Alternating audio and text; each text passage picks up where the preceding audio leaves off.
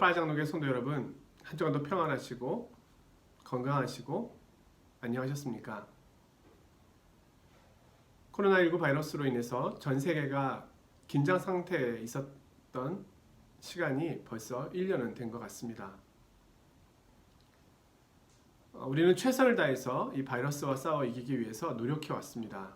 수많은 의료진들, 그리고 정부의 어떤 조치들, 그리고 우리 개인적으로 봐도 비대면을 위해서 격리까지 되면서까지 수고하고 노력했습니다. 백신도 만들어냈고, 그리고 치료제도 만들어내고 있습니다. 자, 우리가 이렇게 많은 수고를 했는데도 아직도 이 바이러스와의 싸움은 언제까지 계속될지 모르는 그런 상황 속에 있음을 봅니다. 계속해서 인류가 이 바이러스와 함께 가야 한다는 그런 조심스러운 의견들도 나오고 있는 것이 사실입니다. 자, 내일을 예측할 수 없는 이 시대 속에서 과연 하나님께서는 우리에게 무엇을 말씀하려고 하고 계시는지 우리가 다시 한번 하늘의 음성, 하늘의 메시지에 귀를 기울여 보아야 하겠습니다. 우리 인간은 늘 최선을 다하고 열심을 다해 살아가고 있지만 우리 예수님의 말씀처럼 수고하고 무거운 짐을 지고 가는 인생임을 봅니다. 바이러스가 없었을 때에도 인생의 짐은 결국 가볍지 않았습니다. 근데 지금은 그 짐 위에 또 다른 짐이 옮겨졌습니다. 하나님께서는 우리의 이 수고하는 인생을 통해서 우리의 구원에 대한 이야기를 들려주십니다. 우리 인생이 이토록 수고 속에 있게 된 것은 하나님을 떠난 죄에 대한 결과이고, 그리고 여기서 우리가 치유되고 회복되는 길은 하나님께로 돌아가는 길뿐이라는 겁니다. 이 시대를 살아가면서 다시 한번 경험하게 되는 것은 복음만이 답이다. 복음만이 해답이다. 우리에게 진정한 평안과 안식을 주는 것은 이 세상이 아니라 하나님이심을 고백하게 됩니다.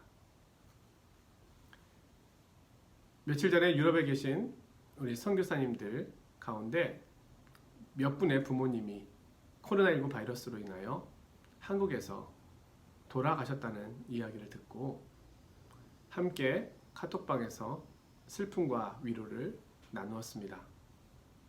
뿐만 아니라 대학교 후배 중에 한 명은 젊은 나이에 암에 걸려서 결국은 하나님 나라로 돌아가는 또 아픈 소식도 있었습니다. 죽음 앞에서 생명이 무너지는 순간을 경험하면서 우리에게 진정한 위로와 치유는 하나님밖에 없음을 고백하게 됩니다. 우리가 아무리 바이러스와 싸워 이긴다 한들 죽음의 문제를 해결할 수 있겠습니까? 인간 본성에 남아있는 죄악의 문제를 해결할 수 있겠습니까? 사실 바이러스보다 더 두려운 것은 우리가 바이러스와 싸워 이기고 질병과 싸워 이겨서 그럴 수는 없겠지만 100년이 아닌 200년, 300년 그렇게 긴 시간을 살아간다는 것이 두려움으로 남습니다. 왜냐하면 그 긴 시간만큼 우리는 살아온 시간의 횟수만큼이나 죄악된 삶을 살 수 있기 때문입니다. 우리에게 있는 죄의 문제, 죽음의 문제를 해결해 주기 위해서 오신 예수 그리스도, 다시 한번 궁극적인 해답이 되시는 복음 안으로 달려가는 이 시간이 되기를 원합니다. 히브리서는 유대교인이 가지고 있는 구약에 대한 그 모습과 비교해서 예수 그리스도의 우월성과 더불어 예수 그리스도만이 왜 복음이 되시는지에 대하여 분명하게 증명해주고 밝혀주고 있는 말씀입니다. 우리는 앞에서 천사보다 뛰어나신 그리스도에 대한 말씀을 들었는데요. 오늘은 복음만이 답입니다라는 제목으로 히브리서 2장 1절에서 4절 말씀을 가지고 하나님 말씀을 나누며 또 기도 제목을 가지고 함께 기도하는 시간이 되기를 원합니다. 자, 주님은 아들이십니다. 반면에 천사들은 부리는 종입니다. 주님께서 땅에 기초를 세우셨고 하늘을 만드신 창조주이십니다. 주님께서는 원수를 발등상에 밟고 일어설 때까지 하나님 우편에 앉으셔서 역사를 주관하고 계신 분이십니다. 그러므로 오늘 히브리서 기자는 예수님이 누구이신지에 대하여 분명하게 들었으니 이제는 들은 그 내용에 따라 유념해야 할 것을 권면하고 있습니다. 옛 계시는 모세가 천사를 통해 받은 율법이었지만 새 계시는 그의 아들은 그리스도를 통하여 직접 임하였습니다. 따라서 옛 계시보다도 우월하고 온전한 구원의 복음이라는 겁니다. 그것을 이제 들었으니 이제는 굳게 서야 함을 말하고 있습니다. 세 가지 말씀을 드리려고 하는데요. 먼저는 복음에 유념하라는 권면입니다. 1절입니다. 우리는 들은 것에 더욱 유념함으로 우리가 흘러 떠내려가지 않도록 함이 마땅하니라. 여기서 유념하다는 말은 더욱 많이 주의하여 숙고하라는 말입니다. 우리가 자세히 살펴야 함을 말하고 있습니다. 왜 그렇게 자세히 살피며 유념해야 할까요? 하반절에 그 이유가 나오는데요. 우리가 흘러 떠내려갈 수 있기 때문입니다. 자, 종교개혁자들을 비롯해서 청교도 우리 믿음의 신앙의 선배들이 중요하게 여겼던 것 중에 하나가 이 교리 교육이었습니다. 우리는 분명히 구원받았고 예수 그리스도를 믿음으로 하나님 앞에서 하나님의 자녀가 되는 특권을 얻었습니다. 그런데 여전히 우리가 흔들리고 있다는 겁니다. 왜냐하면 하나님의 말씀에 대하여 더 온전히 알고 있지 못하기 때문이라는 겁니다. 우리가 온전히 알고 바르게 알면 흔들리지 않을 것이고 따라서 세상의 조류에 따라 거짓 복음, 거짓 가르침에 의하여 떠내려가지 않을 거라는 겁니다. 우리는 구원받은 것으로 만족해서는 안 됩니다. 하나님의 말씀을 더 자세히 살피고 연구하고 공부하여서 더 배우고 확실함에 이르러야 합니다. 그래야 떠내려가지 않을 수가 있습니다. 성경은 정직하게 우리의 연약함과 한계를 보여주고 있습니다. 자, 비가 많이 오면 물이 범람하여 모든 물건을 심지어 자동차까지도 집까지도 쓸어 내려가는 모습을 볼 수 있습니다. 쓰나미는 어떠합니까? 한번 밀려온 거대한 파도와 같은 이 쓰나미가 한번 지나가면은요, 그 주변은 땅이 흔들릴 정도로 완전히 모든 것이 사라져 버립니다. 사실 이 많은 물의 범람을 저항할 수 있는 것은 거의 없습니다. 우리 원수들은 우리가 복음에서 떠나 세상 가운데 휩쓸려 떠내려가기를 늘 계획하고 준비하고 또 그렇게 우리를 대적하기 위해 찾아옵니다. 세상의 힘은 강합니다. 왜 우리가 세상에서 이토록 두려움과 염려와 금식 가운데 살게 될까요? 그것이 세상이 가지고 있는 힘이기 때문입니다. 그러나 거센 파도를 뚫고 거센 물살을 뚫고 올라가는 힘을 가진 것이 있음을 우리는 때로는 봅니다. 우리 연어를 보면은요, 연어는 그 거센 물살을 거슬러 올라가서 자신이 태어났던 곳으로 희귀 본능, 그곳으로 돌아가서 다시 알을 낳고 죽음을 맞이합니다. 그렇게 할 수 있는 이유는 생명력이 있기 때문입니다.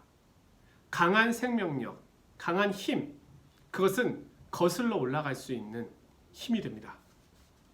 마찬가지로 믿음과 복음에 대한 확신은 우리를 쓸러 떠내려가게 하는 이 세상의 가치관과 또 원수의 유혹 속에서 그것을 거슬러 올라갈 수 있는 힘이 되는 것입니다.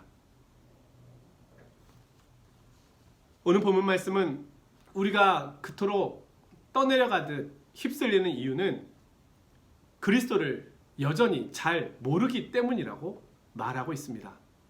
세상이 강하기 때문이 아니라 그리스도에 대한 우리의 믿음이 약하기 때문이라는 겁니다. 그분을 잘 배우지 못했기 때문이라는 겁니다. 3절에 의하면 우리의 구원을 등한히 여기고 그 구원을 단단히 붙잡고 있지 않기 때문이라고 말합니다. 우리에게 책임이 있다는 겁니다. 구원을 이루어감에 있어서 우리가 해야 할 일이 있음을 말씀하고 있습니다. 자, 운동을 하지 않고 그리고 밥을 먹지 않고 음식을 골고루 섭취하지 않으면서 건강하길 바란다면 우리는 그것을 욕심이라고 말할 것이고 어리석은 것이라고 말할 것입니다. 그리스도를 자세히 배우지 않고 연구하고 공부하지 않으면서 큰 믿음을 갖기를 원한다면 그것은 욕심이고 신앙 안에서 볼 때는 어리석은 것입니다. 많은 사람들이 사실은 그리스도를 믿음으로 출발하였지만 연약한 가운데 이렇게 휩쓸리고 있는 경우가 있다는 겁니다. 그러니 우리는 더 그리스도에 대하여 배워야 하겠습니다. 신앙의 경주는 끊임없이 배우며 마지막 목적지에 도착할 때까지 쉬지 않는 것입니다. 왜냐하면 우리를 넘어뜨리려고 하는 세상과 원수가 그때까지도 쉬고 있지 않기 때문입니다. 두 번째로 우리가 복음을 등한시하면 그에 대한 보응이 있습니다. 이제를 보면 천사들을 통하여 하신 말씀, 즉 모세를 통해 주신 율법이요 옛 언약입니다. 그것을 어기고 순종하지 아니한 이들에게는 그에 대한 대가가 주어졌습니다. 시내산에서 하나님께서는 십계명과 율법을 주셨습니다. 그리고 이스라엘 백성들과 언약을 맺으셨습니다. 하나님과 이스라엘 둘 관계에서 지켜야 할 약속이 있었습니다. 하나님 편에서는 신부된 이스라엘의 하나님이 되어 세계 모든 민족 위에 그들을 뛰어나게 해주시겠다고 약속하셨습니다. 반면에 이스라엘 백성들은 남편 되신 하나님을 사랑하고 또한 이웃을 사랑하며 하나님의 계명을 지킴으로 하나님의 백성임을 증거해야 하는 책임이 주어졌습니다. 이 말씀에 순종하면 복을 받지만 이 말씀을 어기면 그들은 율법에 따라 대가를 치루었던 것입니다. 우리가 마치 과속을 하면 그에 대한 대가를 치르는 것처럼 큰 범죄를 범하면 그에 대한 대가를 치르는 것처럼 하나님의 법을 어긴 것에 대한 대가는 분명히 주어진다는 겁니다. 모세와 선지자들을 통해 주신 율법도 그 죄와 책임을 묻고 있거늘 아들을 통해 주신 이 복음을 저버리면 그 대가가 어떠하겠는가 말하고 있습니다. 3절인데요. 이같이 큰 구원을 등한히 여기면 어찌 그 보응을 피하리요. 이같이 큰 구원.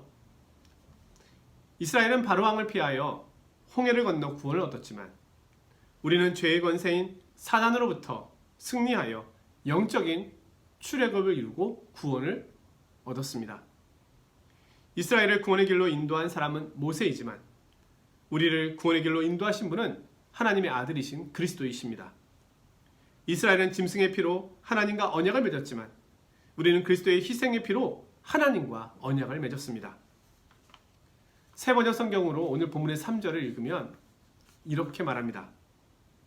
하물며 우리가 이렇게도 귀중한 구원을 소홀히 하고서야 어떻게 그 갚음을 피할 수 있겠습니까? 이 구원은 주님께서 처음에 말씀하신 것이요 그것을 들은 사람들이 우리에게 확증하여 준 것입니다. 따라서 복음을 결코 등한시하면 안 된다는 것입니다. 율법보다 복음이 더 우리에게 큰 대가를 요구하고 있다는 겁니다. 세 번째로 그러므로 오늘 말씀은 우리가 복음의 확실함에 거해야 함을 권면하고 있는 겁니다. 4절에 보시면요. 하나님도 표적들과 기사들과 여러 가지 능력과 및 자기의 뜻을 따라 성령이 나누어 주신 것으로서 그들과 함께 증언하셨느니라. 이 복음은 계속 우리에게 증언하고 있습니다. 표적과 기사와 능력과 성령님의 역사하심을 통해 증거된 말씀을 살필 것을 말씀합니다. 하나님께서 예수 그리스도를 통하여 우리에게 주신 이 복음은 맹목적으로 우리가 믿는 것이 아닙니다. 1절에도 말씀하셨듯이 유념하는 것입니다. 자세히 살피며 우리의 믿음을 굳게 세워야 하는 겁니다. 주님께서 이 땅에 계실 때 자신이 하나님의 아들 되심을 증거하시기 위하여 수많은 표적과 기적을 행하셨습니다. 병든 자, 귀신 들린 자를 고치셨습니다. 심지어 죽은 자도 살리셨습니다. 오병이어 기적, 물로 포도주를 만드신 기적, 물 위를 걸으신 기적, 그 외에도 수많은 기적들이 있는데요. 이 모든 일은 자신이 이 땅에 있지만 자신이 이 세상의 사람이 아님을 증거하셨던 것입니다. 그리고 십자가의 죽으심과 부활은 그에 대한 가장 큰 확증입니다. 주님은 자신의 죽음을 예고하셨고 사흘 만에 살아나실 것을 말씀하셨습니다. 그리고 말씀하신 대로 이루시고 행하셨습니다. 또한 거룩한 성령님이 그들 위에 부어졌습니다. 그들도 처음에는 믿음이 연약하였고 의심하기도 하였습니다. 심지어 제자들도 믿지 못하였습니다. 하지만 성령님께서 그들에게 찾아오시자 그들의 마음을 주장하시고 주님의 가르침을 기억나게 하시고 생각나게 하시고 깨닫게 하시자 그들은 복음에 대하여 확신을 갖게 되었습니다. 성도들이 모여있던 그곳에는 교회가 탄생했고 성령님의 기름 부으심을 경험한 이들은 이전과는 다른 전혀 새로운 사람이 되었습니다. 겁쟁이요 의심으로 가득 찬 제자들이 아니라 담대함과 확신으로 가득 찬 이들이 되었습니다. 이들이 복음을 전했을 때 표적과 기사가 나타나고 수많은 사람들이 주님께 돌아오는 회개의 역사가 나타났습니다. 유대인들은 맹목적인 사람들이 아닙니다. 그들은 표적을 구했던 이들입니다. 그들은 보았고 들었고 목격했습니다. 그리고 그들은 예수 그리스도를 믿는 믿음으로 돌아온 것입니다. 오늘 우리도 말씀 안에서 분명한 증거를 보아야 합니다. 의심에 머물러 있지 말고 확실함으로 나아가야 합니다. 정말 그런가 늘 살피고 자세히 보아야 합니다. 오늘 히브리서 기자는 이렇게 하나님께서 여러 모양과 여러 방편으로 심지어는 성령님을 통하여서도 증거하고 계시는데 이 복음을 버리고 다시 유대교로 돌아가겠는가 반문하고 있는 겁니다. 유념하여라. 떠내려가지 않도록 주의하여라. 더 그리스도께 집중하여라. 사랑하는 성도 여러분, 신앙에는 이 정도면 되었다라고 하는 것이 없습니다. 우리는 주님 앞에 설 때까지 주님을 아는 지식에 자라가는 것입니다. 그리고 주님의 형상을 담기까지 우리는 그분을 또한 따라가는 것입니다. 말씀을 부지런히 배우고 살피시고 연구하십시오. 알고 있다고 자만하지 마십시오. 심지어 목회자인 저도 말씀을 보면 볼수록 공부를 하면 할수록 얼마나 부족하고 얼마나 해야 할 것이 많은지를 매번 느끼고 있는데 성도님들은 오죽하시겠습니까? 교회 안에서 부지런히 말씀을 배우십시오. 다른 곳으로 가지 마십시오. 유튜브를 비롯해서 잘못된 가르침들이 얼마나 많이 있는지 모릅니다. 그런 것에 대하여 분별 없이 따라가지 마십시오. 의문이 나거든 물어보십시오. 확실함에 거해야 합니다. 그렇지 않는다면 떠내려갈 수 있습니다. 이단들이, 원수들이 우리를 유혹해 찾아와도 확실함으로 대적할 수 있도록 늘 깨어 준비하고 있어야 합니다. 하나님의 도우심이 저와 우리 성도님들 가운데 충만히 임하기를 원합니다. 성령님의 인도하심 속에서 말씀을 깨닫는 지혜를 주시고 복음의 확실함에 거하는 그런 은혜가 넘치기를 원합니다. 오늘 기도할 때는 이 어려운 시대에 우리에게 요청되는 것은 세상이 더 강해진 것이 아니라 우리의 믿음과 하나님을 향한 신앙이 약해졌다고 생각하고 더 배우고 확실함에 거할 수 있도록 기도하며 성령님의 도우신 은혜를 구해야 하겠습니다. 그리고 우리 주변에 연약해진 성도님들을 위하여 하나님 그들을 일으켜 세워주시고 그들이 확실함에 거할 수 있는 은혜를 주시도록, 그리고 주일 설교와 또 우리 주일학교 청소년부 청년부에서 진행하고 있는 예배와 말씀 시간과 그리고 성경 공부, 이 모든 시간들이 우리를 복음 안으로 인도하는 시간이 될 수 있도록 우리가 함께 기도해야 하겠습니다. 한 주간도 평안하시고 건강하십시오. 다음 주에도 뵙겠습니다. 안녕히 계십시오.